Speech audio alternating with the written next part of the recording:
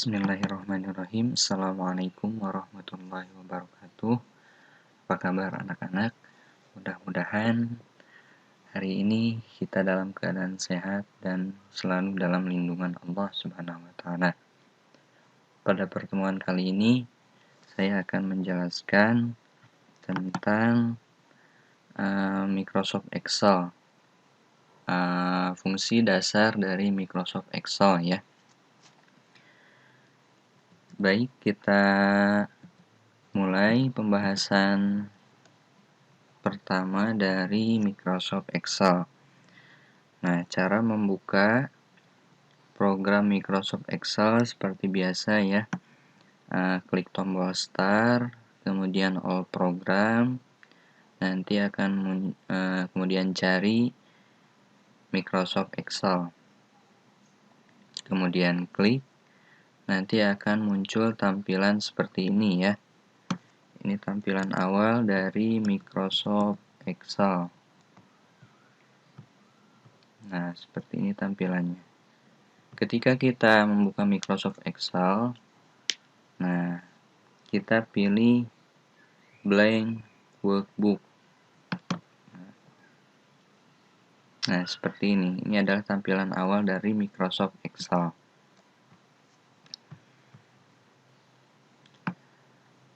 Dalam Microsoft Excel, yang harus kalian pahami, yang pertama, dalam Microsoft Excel itu ada yang namanya workbook ya.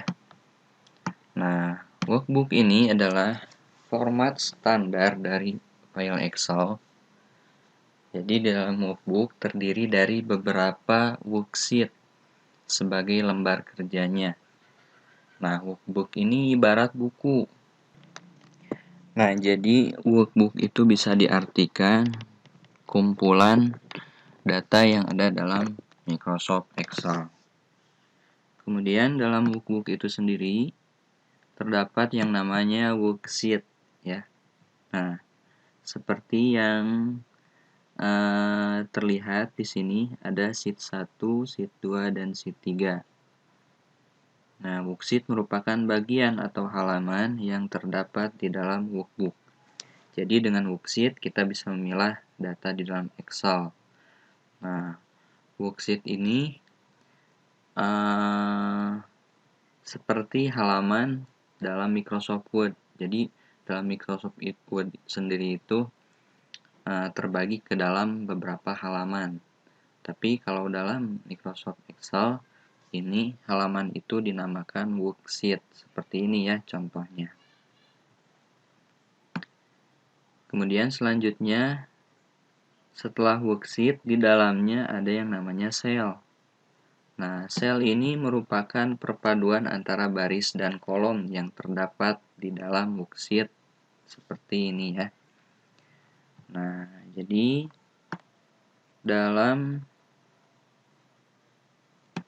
worksheet terdapat kumpulan sel. Ada sel yang menyamping, ada sel yang ke bawah. Sel yang menyamping itu dinamakan baris. Nah, baris itu biasanya ditandai dengan huruf abjad A, B, C, D, E. Nah, itu namanya baris. Apabila kolom, itu adalah kumpulan sel yang ke bawah. Itu biasanya ditandai dengan nomor 1, 2, 3, 4, 5. Kemudian selanjutnya, jadi kita bisa simpulkan bahwa workbook itu adalah buku. Di dalam buku terdapat halaman-halaman yang disebut dengan worksheet.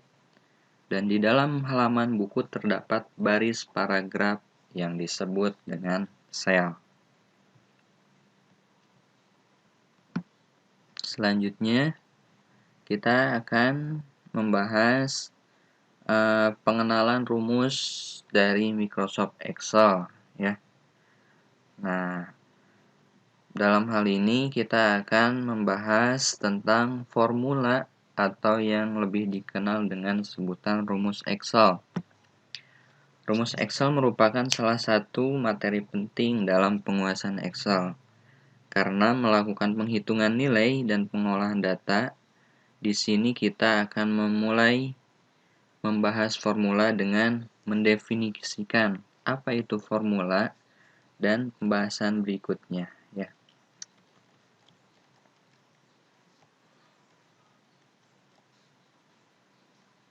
Nah, di sini kalian bisa baca ya apa itu formula. Secara umum, formula adalah aplikasi Excel yang merupakan suatu persamaan yang berguna untuk melakukan penghitungan atau pengolahan nilai data tertentu ya. Dalam formula atau rumus ada yang namanya operator formula. Nah, operator formula itu merupakan simbol atau tanda yang digunakan dalam formula. Excel akan melakukan perhitungan berdasarkan operator yang digunakan dalam formula. Kesalahan penggunaan operator dapat berakibat pada hasil yang salah, dan di dalam Excel terdapat bermacam-macam operator seperti aritmatika, perbandingan, teks, dan referensi. Nah, contoh yang pertama adalah operator aritmatika. Nah, seperti ini ya. Dalam aritmatika ini terdapat beberapa simbol. Ada penambahan, pengurangan, perkalian, pembagian, perpangkatan, dan presentasi. Nah, kita akan coba ya mempraktekkan operator aritmatika ini di dalam Microsoft Excel. Menggunakan fungsi aritmatika di Microsoft Excel. Nah, di sini ada contoh data nilai 1 dan nilai 2. Bagaimana cara menggunakan rumus dalam Microsoft Excel? Cara menggunakan rumus di dalam Microsoft Excel ini diawali dengan sama dengan. Nah, untuk menggunakan formula itu maka diawali dengan sama dengan. Kemudian kita tentukan data mana yang akan kita olah. Misalkan nilai 1. Nah, di sini judulnya penambahan. Maka simbol dari penambahan adalah plus. Kemudian nilai 1 di sini ada dalam sel B5.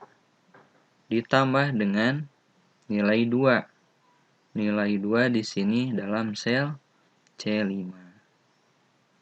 Setelah itu tekan enter. Nah, akan terlihat hasilnya ini secara otomatis. Apabila kita ingin mengcopy rumus, ini bisa kita tarik ya. Nah, seperti itu. Kemudian kita coba rumus pengurangan, caranya sama seperti tadi, sama dengan B1 dikurang C5. Contoh. Kemudian perkalian B5 dikali C5. Pembagian B5 dibagi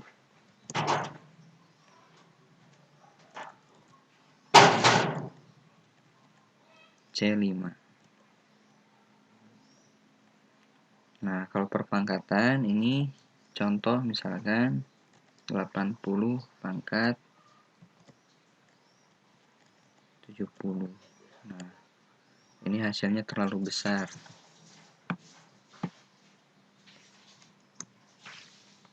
Contoh pangkat 2 saja. Nah, seperti itu ya. Kita bisa copy rumusnya. Tarik ke bawah. Nah, seperti ini. Kemudian dalam Microsoft Excel, untuk membuat penomoran secara otomatis, ini bisa kita tarik ya. Arahkan kursor ke pojok bawah kanan, nah sampai berubah seperti ini. Jadi awalnya plus yang tebal menjadi ramping. Nah, seperti ini. baru bisa ditarik. Nah, ketika kalian menarik, nah ini kan kalau ditarik seperti ini hasilnya akan satu semua. Tapi kalau kita tarik sambil tekan tombol CTRL, nah otomatis ya.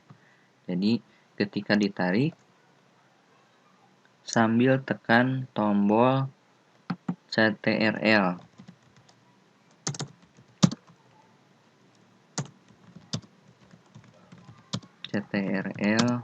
di keyboard.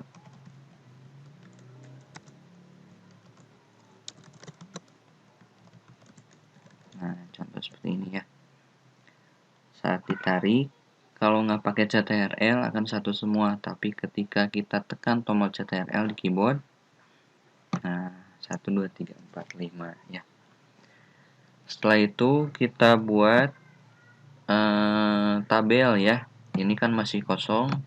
Cara membuat tabel di Microsoft Word, kita blok dulu data yang akan kita beri garis. Nah, seperti ini. Untuk membuat tabel, di sini ada border namanya. Klik all border. Nah, hasilnya akan seperti ini ya. Ada terlihat garis-garis.